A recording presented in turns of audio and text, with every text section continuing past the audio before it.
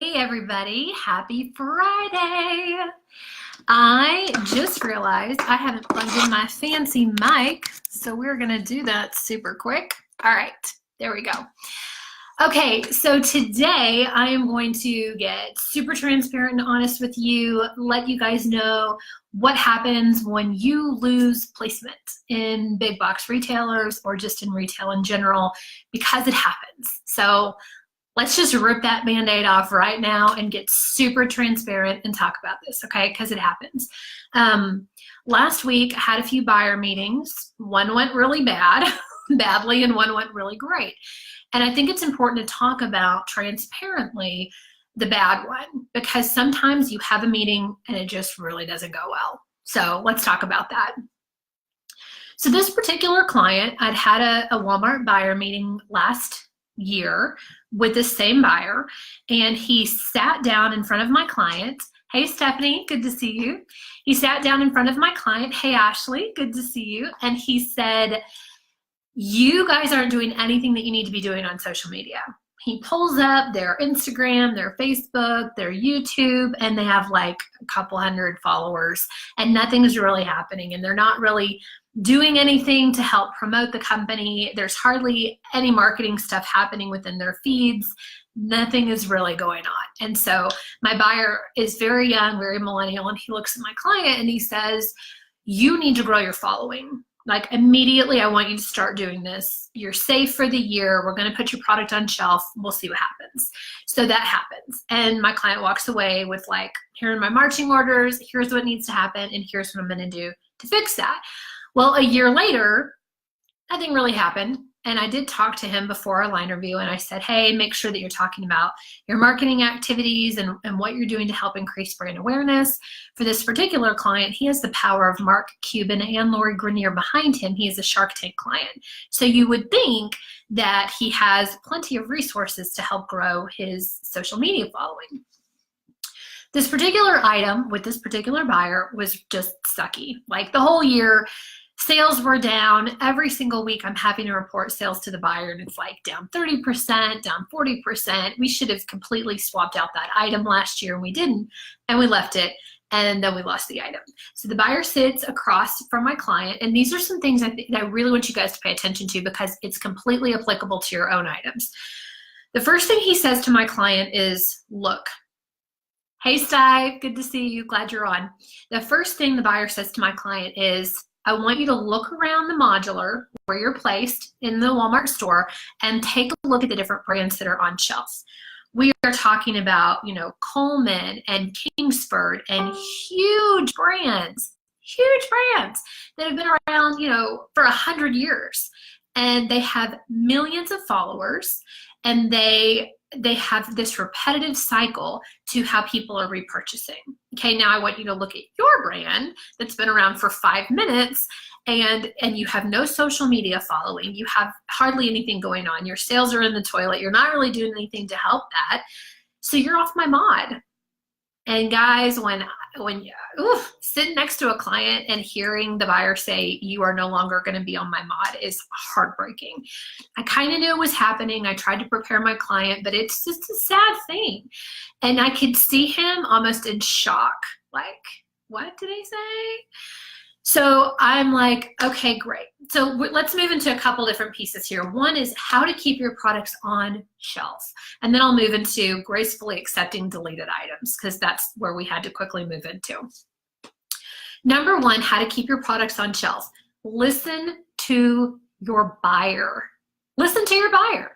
Every single client I have and every single line review that I have been to, the buyers are more than willing to tell you what they're looking for, what white space they have on their modulars, what they need from you, and what you need to do to stay on the mod. Usually there's what they call a minimum threshold of how many units per store per week you need to be doing and moving, and ask what that number is in the line review. Sometimes your buyer will say, you know, well, we just want you to do the best that you can. And sometimes they'll say, my minimum is 2. Sometimes they'll say, my minimum is 5. And it helps when you understand what that minimum is, because you know that you have to do everything within your power and God's power to make that happen. So ask what their minimum threshold movement is, and you'll know what you need to be doing. Also, when your buyer sits across from you and says, dude, we're in 2019, what are you doing on social media? And what are you doing online? And what are you doing on Walmart.com? That should let you know that that's really important to that buyer. They're not going to waste their breath in a 30-minute meeting with you to tell you and ask you what you're doing from an online perspective if it's not freaking important. So make it important, and I will tell you, after being in buyer meeting after buyer meeting after buyer meeting, what you are doing on social media is vitally important right now. You must have your following growing. You must be alive and awake and posting on social media on all the channels that you want to be on every day. You must have some sort of an influencer network that is creating content for you, or you're doing it yourself. You must have these things in place, and you must be growing. If you look around, this is really important. Do a competitive analysis. When you join this retail success group, I sent out 6 emails to you. One of them is all about this, looking at your competition and seeing where they are and benchmarking yourself against the competition. This is vitally important. You cannot stick your head in the sand. We can't be flamingos here, right? People like, we've got to know what our competition's doing as a brand and make sure that that is your goal to surpass them. So if they have 1 million followers and you have 200 followers, you have a heck of a lot of work to do. And I'm not telling you to go buy followers, but show up, be consistent, create amazing content, create branding that is attracting the kind of clients that you want to have, the kind of shoppers that you want to have, and that will help get you on that pace to where their 1 million is, even if you're at 200 like my client. The next important thing is Walmart.com is actually important to Walmart. Who would have thought? But it's true. And the Walmart buyers are so worried and petrified that Amazon is eating their lunch. So they're hyper aware and hyper vigilant about what's happening now on Walmart.com. And this is not an electronics client I'm talking about today, but I did get an email from my electronics buyer. Hey, Jessica, nice to see you. And my electronics buyer at Walmart is even sending me, here's the requirements for Walmart.com now. We want to have 10 images. We want to have 25 reviews. We want to have this. We want to have that. We want you to work with Walmart Media Group. It is super important these days to focus on Walmart.com. So if you haven't done that and you are online, maybe you're selling on Amazon, Walmart's kind of like a secondary thing. You kind of want to do it, but you kind of haven't. It's time to go ahead and do it if you want to be in a Walmart store. You know, if that's not your goal and you're looking at other brick and mortar retailers, that's completely fine. Don't worry about it. But if you want to sell in Walmart stores, or you are selling in Walmart stores today, you must be on Walmart.com and you must show up in a good way. The buyers are now being scored against how you show up and look on Walmart.com. So something to think about. Okay.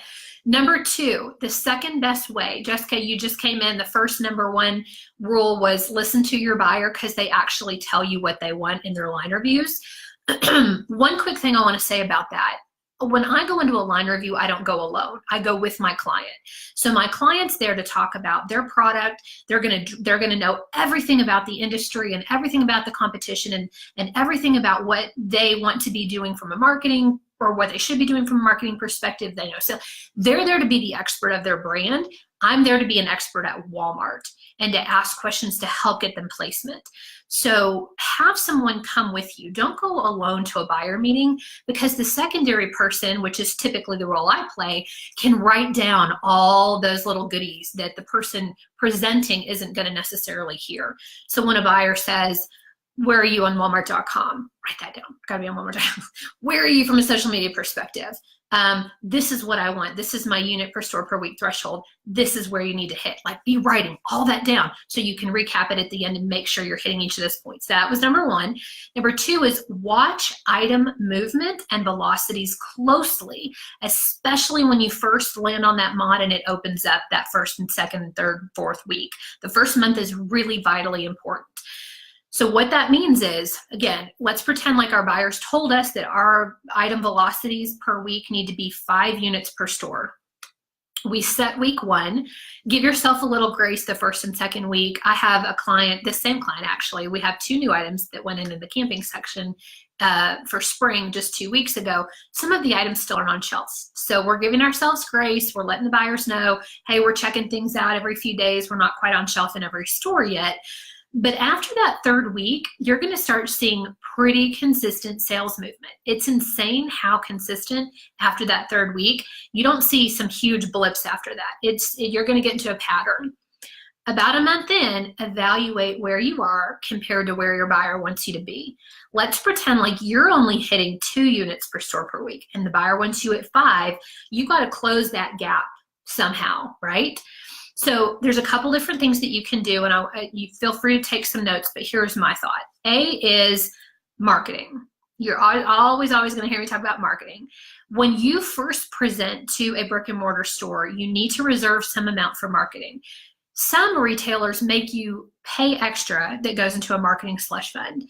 I'm trying to think of a few. Target would be one of them that I think they take a marketing percentage. And guys, feel free to comment, especially Stipe and Jessica, if you guys have any feedback on maybe certain retailers that you've worked with that would have a marketing budget that they kind of siphon off of your sales before you even see it. Walgreens, CVS, HEB, I think they all take marketing funds. Walmart doesn't. Walmart asks you for everyday low price. But guys, come on, they want you to market outside of Walmart. So what you're gonna have to do is, if you're a brand new brand, so Stipe, this would be a great example for you with mushroom cups, you're gonna wanna take 10% extra on top of what you're pitching in at your cost, put another 10% at retail, padding in, that you can then go back and reinvest into different marketing tactics. Guys, it can be as simple as a Facebook post boost. It can be as simple as hiring one lady or one guy on that's an influencer that every month can consistently give you 3 to 4 new pieces of content that then you put a little boost. I mean, it can be anything. It can be big too.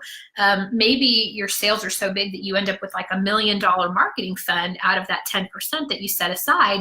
There's a lot of fun stuff you can do for $1 million. You could do a TV ad. You could do, I don't want to say newspaper because like nobody knows newspapers anymore. You could do some really fun big social media stuff. You could do Ibotta. You could do couponing campaign. There's tons of stuff that you can do with $1 million budget. Most of my clients don't necessarily spend $1 million at Walmart because sales don't equate that to 10%, but something for you to think about. So when you're sending in your costing to Walmart, add an extra 5 to 10%. 5 if you're an established brand, 10 if you're not. Like Stipe, yours is a perfect example. And I only call you out because I know your product and I know where you're at. And we're still building that Mushroom Cups brand. That's what I would set aside. So marketing, set aside 10% and just make it a consistent effort, maybe once a quarter, that you do something that's specifically targeted to Walmart. So you're doing a Facebook post or you're getting an influencer, you're creating content that's just for the Walmart shopper and you're redirecting them into Walmart stores and Walmart.com. Another idea is bring in help when needed. So what we're referring to is your units per store per week are not matching what the threshold is from the buyer. We got to close the gap, right? Marketing was one example. A second example is bring in help when you need it. There's a company that I really love out of Rogers, which is right by Bentonville, Arkansas, called Retail Integrity Group. And I have used them over and over and over. Mike Bino's the owner, and they have a bunch of fun, kind of sneaky ways to make sure that you're getting information back from the stores if your products aren't moving. So I talked about watching to see your unit movement. Well, within Retail Link, you can pull reports that also say, here's some particular stores that aren't really selling. So if you're traded in 2,000 stores, but you only have 1,000 that are selling, there's this gap of 1,000, like where the heck is your product? And you might ask yourself some questions. Is the product actually on shelf? Is the product in the back room? It's in the store, but it still hasn't made it onto the shelf. Maybe there's inventory showing in the store, but physically it's really not there. Maybe it's been stolen off the shelf. Okay, there's a bunch of different reasons why your product may not even be on shelf, and therefore that's why the volume, the velocity is not happening. When you pull your Retail Link report, you can tell all of that. What I've done is given that report to Mike Bino's team at Retail Integrity Group, and we start off with call center calls. And it's brilliant. So what Mike's team does is they call the Walmart stores. They have a huge database with every department manager's name. And of course, it's a list that they're constantly updating. And so they'll go, ooh, camping or sporting goods or whatever the department is. That's Jimmy Dean, like the sausage. That's Jimmy Dean. Jimmy Dean, let's call him and see why this product isn't moving in the store. So they call and they're like, hey, it's Mike from Bentonville. So of course the store is like, oh shit, the home office is calling us, right? Genius. So he doesn't say this is Mike from Retail Integrity Group. He's like, hey, this is Mike from Bentonville, and I'm looking for Jimmy Dean. I have a question for him. I'm sure you guys are all cracking up. We're all thinking about sausage right now, right? So we get Jimmy Dean on the phone, and Mike says, hey, Jimmy Dean, it's Mike from Bentonville. Hey, Hillary, good to see you. We're talking about sausage, but really I'm talking about a guy's name. So Mike will say, hey, this is Mike from Bentonville. Jimmy Dean, I have an item that is just not moving, and I need your help. Can you help me today? Can you get on your little Telzon and see if item 1, 2, 3, 4, 5, 6, 7 is in your store? Because I'm not seeing any scans on it. I'm a little bit worried. So Jimmy Dean does his best to please Mike from Bentonville, and he'll take out his little Telzon and go look at the shelf and scan it and make sure the product's there. And if it's not, he gives a whole report to Mike from Bentonville. Okay, genius. It costs like $8 or $6 or something super cheap to do this. This is super effective because what it'll do is Jimmy Dean's going to say, hey dude, looks like our shelf's empty, the back room's empty, and this item's not on reorder. And so Mike will say, hey Jimmy Dean, can you place an order? Okay, bam, you just made money because Jimmy Dean placed the order for you. And then you'll see a nice little spike in orders after all those calls get done that week. And then hopefully moving forward, at least you'll know all your stores have the inventory. Second way to get help outside of the call center, have Retail Integrity or another merchandising group. There's Crossmark, there's Acosta, there's several of them that are allowed to go into Walmart stores and physically touch the product. So this is more expensive. Typically the price point's between $25 and $30 per store. And then you pay a human to show up, go find the item, just like we had Jimmy Dean do, find it on the shelf, scan it. They can also place reorders within store. This is another super effective way. There's another company that I really like called Field Agent. Field like soccer field, and then Agent. They're also based out of Arkansas. They're in Fayetteville, which is about 20 minutes south of Bentonville, of the home office. And they have instead a mobile app with all these agents. So you and I can be agents, and they get a job. And you would send a job to an agent that says, hey, can you go check the store in this particular category? Here's the picture of the item we want you to find, and then just take a picture and report whether or not it's on shelf. That's another option. That particular option, I think, is around $10 to $15 per store because you're paying the agent to actually physically go do it. You're not making a phone call. So it's kind of that mid-range price point. So anyway, I hope that is also a good solution for you. That covers all of number 1, which is how to keep your products on shelf. Jessica and Hillary, you guys were a little bit late to the party, so I'll quickly cover that one more time. 1 was listen to your buyer because they actually tell you what they want in order to keep your product on shelf. 2 is watch item movement. So do your reporting and make sure that all of your items are scanning.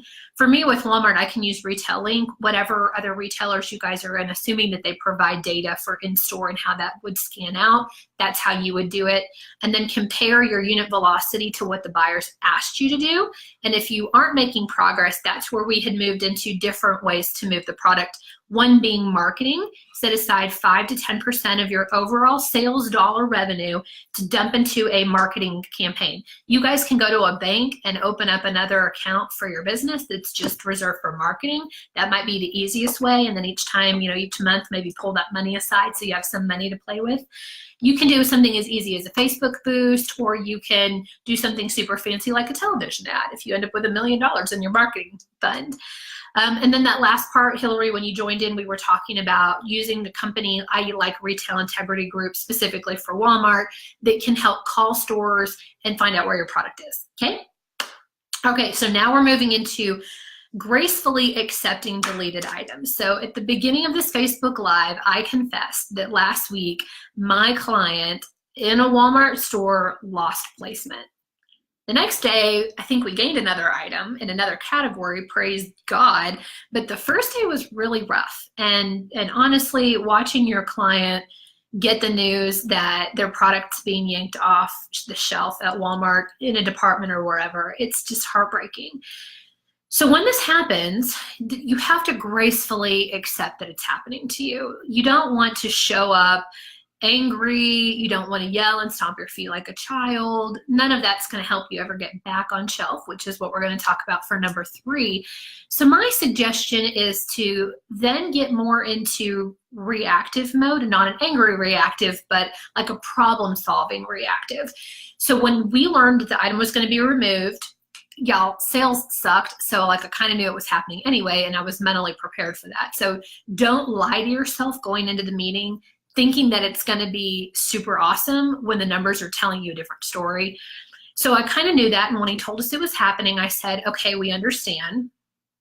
Tell me when the item is going to leave the modular. When are POs going to start shutting off? How much time do we have to prepare? You want to get that information before you leave the meeting so you can go back to operations and your manufacturer or whoever's doing your orders and start to prepare now. Don't be, creating a bulk huge supply in your warehouse that you're going to have to sell down and then find a place to put the rest of the inventory. So I got my timeline from my buyer, and then my next question was, how do we get back on your mod? We want to come play with you. What are the rules? What do we need to do to make it happen? Thankfully, now we're on to number 3, how to get back on shelf. Our buyer had already told us multiple times, grow awareness, grow awareness, grow awareness. He literally pulls up my client's YouTube and he goes, 250 subscribers. 250 subscribers. Okay, let's look at Kingsford. Right? It's like 1 million or something. And so we did some comparisons. Another example that he gave out was Peloton. Have you guys been seeing the Peloton commercials? Like, it's got great music and everybody's like working on their Pelotons, and there's like this cult following for Peloton. He said, that's what I want you guys to be. You don't have to be the number 1 XYZ item in the marketplace, but you need to get super focused about who is your core customer, who's that die-hard Peloton fan, and then create that for yourself. So he was asking questions like, are you guys, are you working with the Girl Scouts of America? What about the Boy Scouts of America? What about this? What about that? What about, guys that go into the wilderness for a week and learn how to survive, survivalists? And so my client came back and said, yeah, we're just starting that. So he said, great, continue to work on that. Get that cult-like following. I don't care if it's every Boy Scout in America. That's still over 1 million to 3 million people.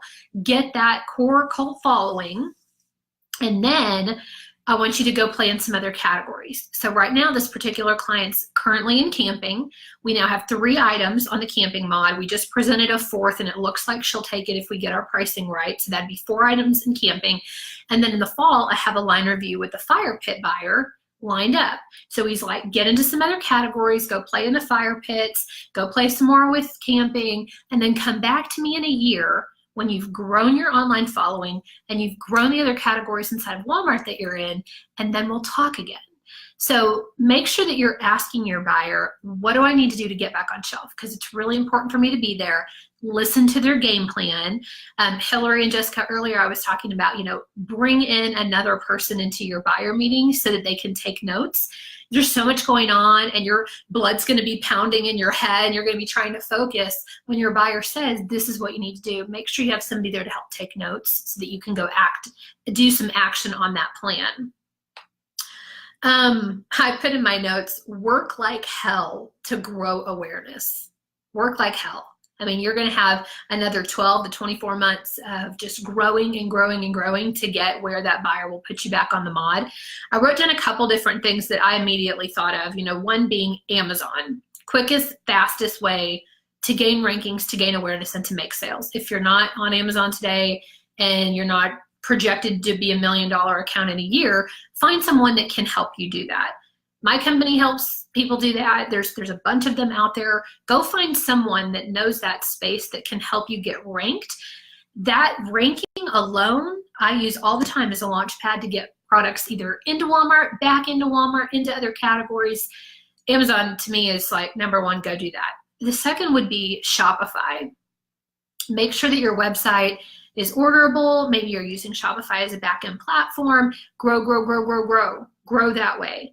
Another one is influencers. I love social media influencers. I still buy stuff all the time because someone that I'm following is recommending it, tell me that I should. So that's something that I would definitely have on your budget in marketing every single month. Social media marketing and growing a brand from scratch takes time. It just does. There is no magic pixie dust that you can just sprinkle and all of a sudden you're a $1 billion brand. It just doesn't work like that. I will give you an example. I have a vinegar client that I've worked with now for 5 years. 5 years ago, and still today, they produce 30% of the entire world's balsamic vinegar. They're a big company. They make a ton of balsamic vinegar. And in the US, the only thing that they had sold, which is still gazillions of dollars worth, is private label vinegar. So nobody knows who in the heck the brand is. Nobody knows anything about it other than that they're buying vinegar that looks like private label. So 5 years ago, my client found a way to get on Walmart shelves. 5 years ago, I guess you didn't have to necessarily be a brand. They got placement in, and then they found me. I didn't get them in. And then I started managing the account. Day one was all about how do we grow your brand awareness in the United States, because nobody knows who the hell you are. So let's just start. And we've used the same exact social media influencer company for 5 years. And now when they show up to a meeting with Aldi or Stop and Shop or Walmart or Sam's Club, the buyer knows who they are. It's taken 5 years of social media marketing, of showing up, of having dedicated influencers that are brand ambassadors that are creating amazing content, and then putting some small social boosts on top of that, raising the number on their followers year after year after year after year after year, and now they're there. I'm not telling you it's going to take you 5 years, but it took us 5 years. And the marketing budget was pretty small, and the social media influencer budget was pretty small. So if you want to grow really slow, that's the way to do it. Put a little fuel in the fire by boosting bigger and getting more well-known influencers for sure if you want to grow faster. But I love influencers still. And then the other thing I had put down on my list was ads. You know, every now and then, boost some Facebook ads, boost an Instagram ad, do an Instagram Live. There's so many fun ways now to get in front of people. Look, I'm doing Facebook Live with you guys now. Just get out there and do it and grow your brand. And that will help you get back on shelf. So I hope this was really helpful for you guys. I'd love to see some comments below if it was helpful, if it wasn't. If you have any other questions, if there's anything that I can answer on this fine Friday, as we head into the weekend. Anything you guys got burning questions? Nothing? Okay, I'll let you go for the weekend. Hope you guys had a fantastic week and that next week is even better. Bye, guys.